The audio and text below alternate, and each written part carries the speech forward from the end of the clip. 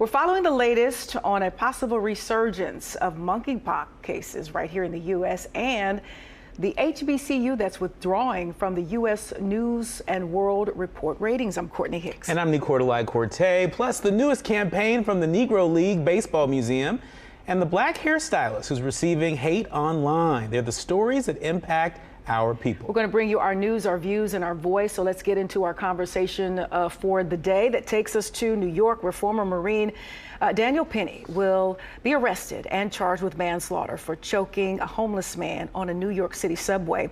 The incident, caught on video, led to the death of Jordan Neely.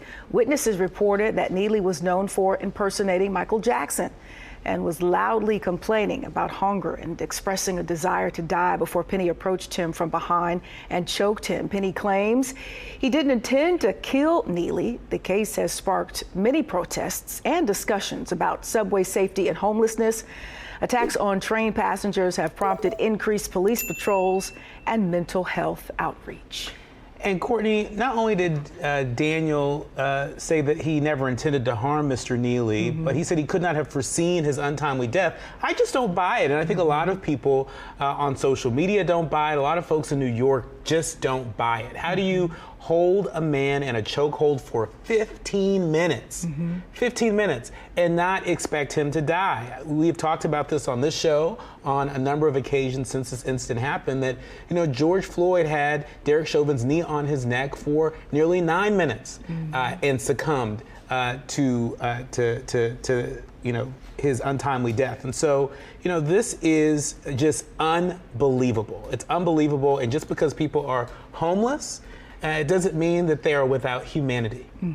And this is what really these protests have been all about, and a lot of them were pretty passionate. I mean, just last weekend, you had protesters on subway tracks to halt the trains to really make a statement as to how passionately they felt about this particular case and about this Marine at the time, you know, being set free and there not being any charges considered. Fast forward to this moment, and you know, authorities have circled back around, and he'll have to now face these charges, and we'll just have to continue to tap in and see how this case plays out. Yeah, and really to all the activists and organizers out there that made their voices heard. Yeah. You even had the district attorney of New York come out and say that those protests made a difference. There are a lot of people that believe that those protests made a difference.